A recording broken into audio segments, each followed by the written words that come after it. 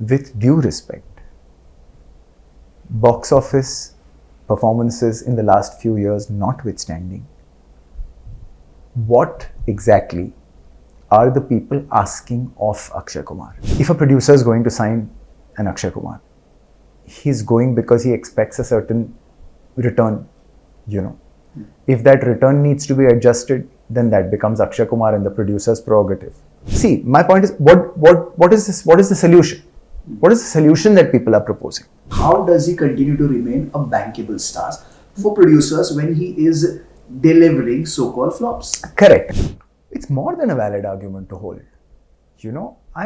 I find it, I can't stop seeing the humor in this. Because we're talking about creativity and commerce debate through your film and its fate at the box office.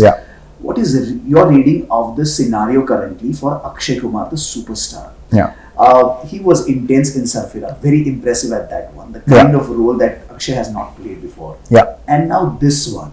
Here he is playing the man that we have never seen before.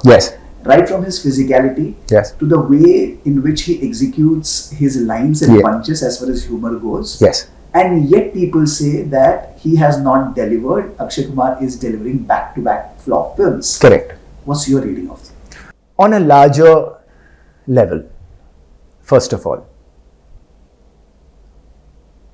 Akshay Kumar is a phenomenal, formidable force of the film industry. There are reasons why films get made. One of the very important reasons why a film gets made is when a bankable or a saleable actor agrees to a certain script. Akshay Kumar is responsible in getting some very meaningful films made by first saying yes to them. The construction of a toilet in a village, I'm very sorry to say, I don't know how many superstars would consider that to be a plot to make a film on. To be amongst 6 women working on the Mangalyaan and to merely almost be like a fly on the wall scientist in the middle of them in order to get that film made, I don't know how many stars would have done that.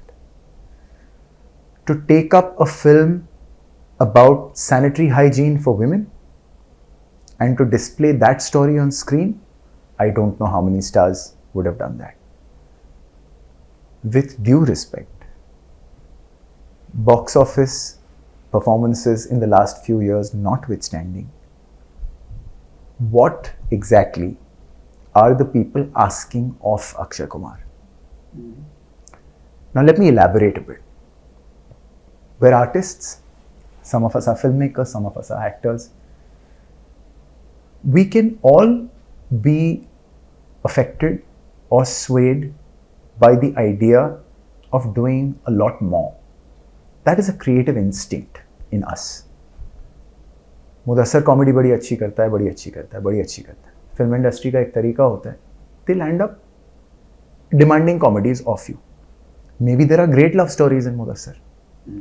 Maybe there's a phenomenal action film lying somewhere in Mudassar, right? Sometimes, at a certain stage in a career, somebody lands up thinking, I haven't done that, should try that. I haven't done this, I'll try this. I've never done this, maybe I should do that. This is a creative greed, And sometimes you do that journey to come back to your home wicket and say कि नहीं यार ये मेरे से better कोई नहीं करता. Now if a star has gone through that journey, it's for us to sort of make it an unending discussion, is I think a little immature. At the end of the day, if a producer is going to sign an Akshay Kumar, he's going because he expects a certain return, If that return needs to be adjusted, then that becomes Akshay Kumar and the producer's prerogative, The whole argument about him not performing at the box office is, my point is, what is this? What is the solution? What is the solution that people are proposing? If there is more today, mullah probably. Huh? More mullah, more money coming in. Exactly. But the question is, what is your proposition as to how he makes it happen? Clearly it's commerce as opposed to creativity for them. Exactly. And my question hence to them is, how do they propose that the commerce happens? See, my point is, the point I'm trying to make here, of course I am not here to defend him, I'm not here to defend anybody. How does he continue to remain a bankable star for producers when he is delivering so-called flops? Correct. So which is like I first pointed out, that when a film is getting sculpted, if a producer is going to sign him, right, and if they are making adjustments in order to make a film saleable, whatever those adjustments may be, correct, then they are arriving at the fact that let's make it in this cost and hence we won't make a loss, correct, and they continue to do so, right? Yeah. My point is, I'm not talking about that. What I'm talking about is people having that opinion and saying somehow that they know better or that they can solve the problem. That's exactly like, it is no different than Virat Kohli getting out on 4 ducks in back-to-back matches. And you or him or her or me feeling we can make his cover drive better. If he practices this way, he will do. What are we talking about? Yeah. See, either we admit that he has never been Virat Kohli.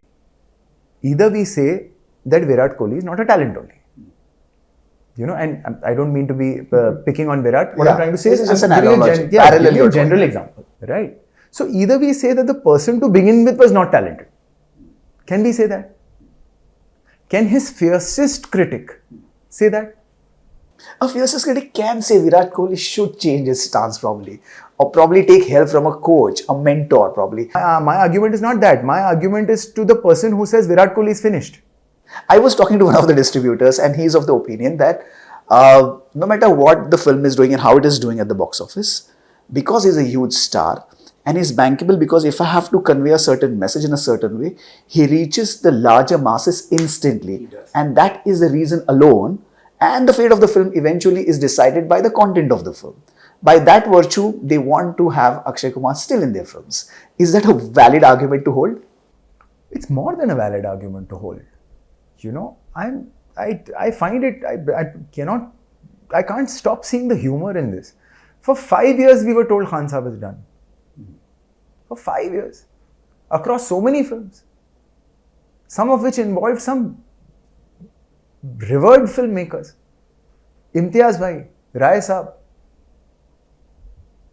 Yeah. So, you will wait for that 550 crore thumper, to suddenly turn around and say, no, but I never say, I always back you. There's this one argument and this comment that must come your way, and I hope you take it as a compliment, that said what Pathan did to Shah Rukh Khan, Khel Khel Mein probably would have done to Akshay Kumar had it not been pitched against 3-2.